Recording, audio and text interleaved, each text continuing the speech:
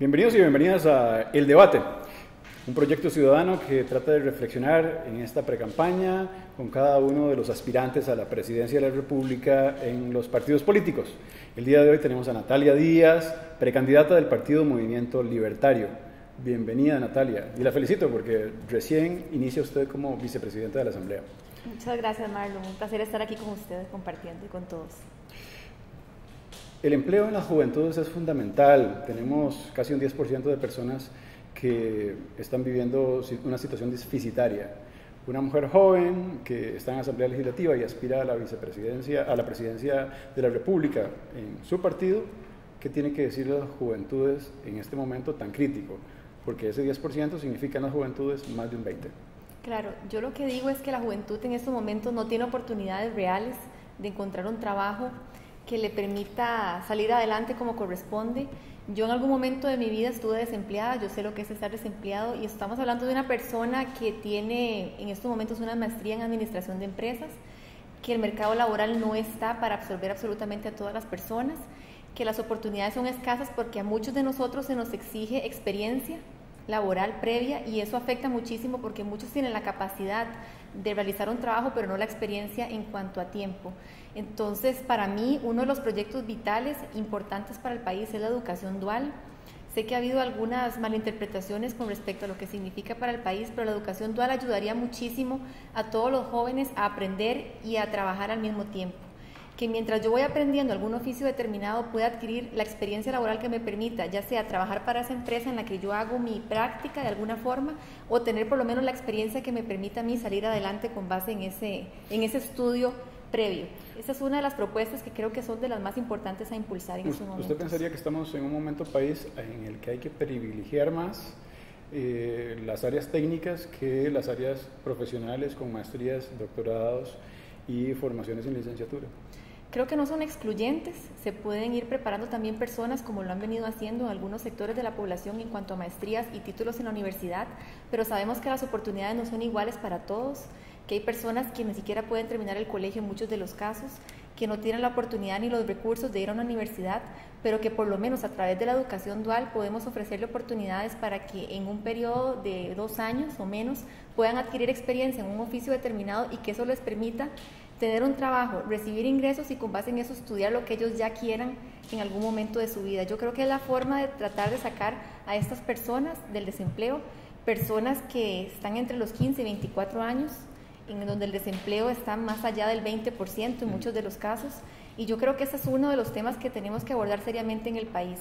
También el tema del inglés, yo sé que es un tema que está trillado, que siempre se menciona en las campañas políticas, pero es que el inglés que se está enseñando en las escuelas públicas de este país es un inglés que simplemente sirve para conjugar una oración, pero que a usted no le sirve para iniciar una conversación, para buscar un trabajo, y yo creo que el país tiene toda la capacidad y el recurso humano calificado para que podamos todos, ojalá, dominar el idioma inglés, que ese idioma no sea lo que usted va a hacer en su vida o la única herramienta que usted va a tener en su vida, pero sí le va a permitir a usted por lo menos buscar un trabajo mientras usted decide qué hacer con el resto de su vida. Yo creo que ese tipo de políticas, por lo menos en el corto plazo, ayudarían a disminuir el desempleo en la población joven. El problema de la tramitología tiene una afectación directa sobre la inversión, y eso significa un dato deficitario en la competitividad.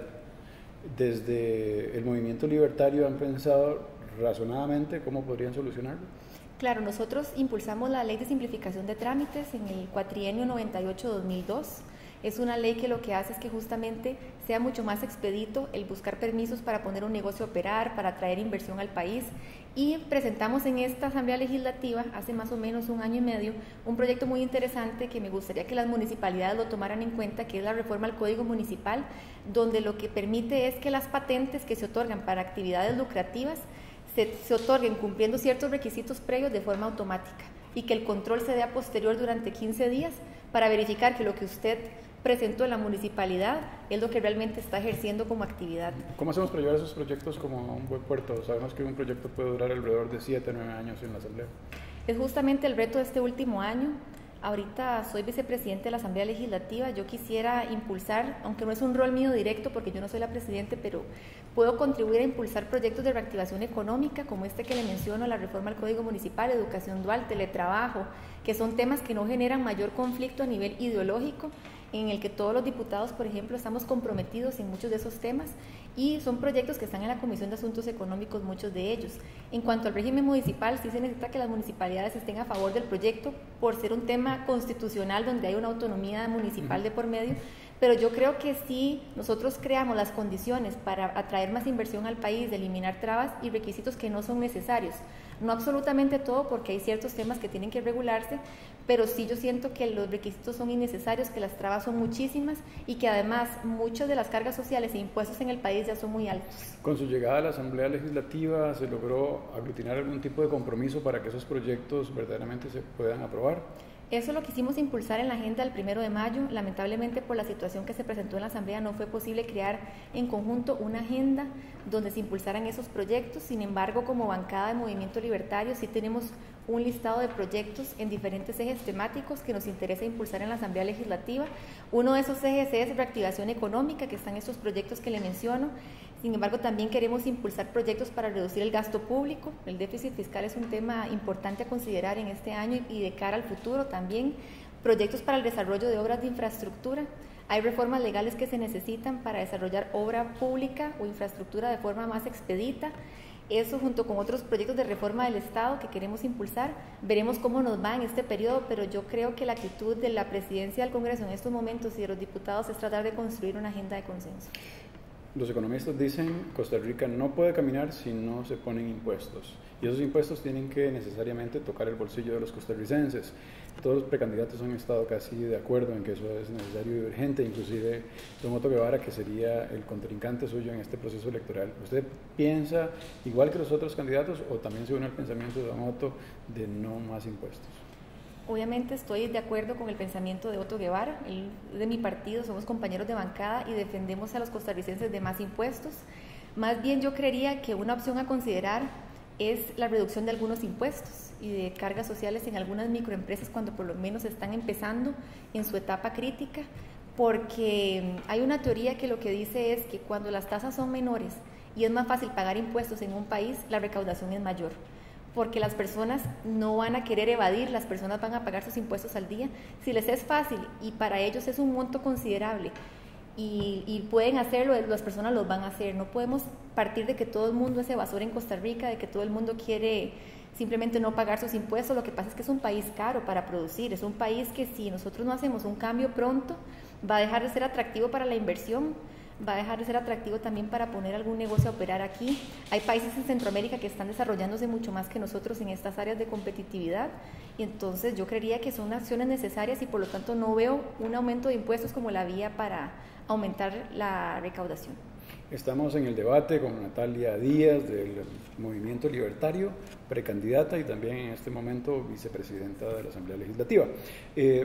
Si su pensamiento es tan cercano a Otto Guevara, ¿cuáles son las grandes debilidades que tendría Otto Guevara para liderar el partido que ahora usted asume una bandera nueva? Bueno, que nosotros tengamos ideas muy similares porque somos compañeros de bancada, los dos somos libertarios, no quiere decir que pensemos exactamente igual. Primero nos divide un tema generacional, son más de 25 años de diferencia entre él y yo. Yo soy mujer, tengo una sensibilidad distinta, veo el mundo con otros ojos, soy de otra generación, así que no podemos comparar a personas que de por sí ya son distintas a nivel personal. Me dice que Otto es insensible. No, pero las mujeres tenemos una sensibilidad también distinta en muchos ejes y por eso siento yo que no es solo un tema, digamos, de que nos parecemos por estar en el mismo partido, sino que hay diferencias entre ambos personales. Y además porque yo quisiera tratar de construir, yo por lo menos no me veo como una persona que es enemiga del sector público o que así quiere tratar de ser. Yo creo que el sector público es necesario. Obviamente los abusos no se pueden permitir, no podemos permitir privilegios de unos pocos pagados por muchos en este país, pero no por eso yo no valoro la función que tienen los empleados públicos en este momento. Muchos son muy honestos, trabajadores, muchos no ganan salarios de privilegio. Uno no puede generalizar en que el sector público es una cosa y el sector privado es otra. Hay gente buena en ambos sectores.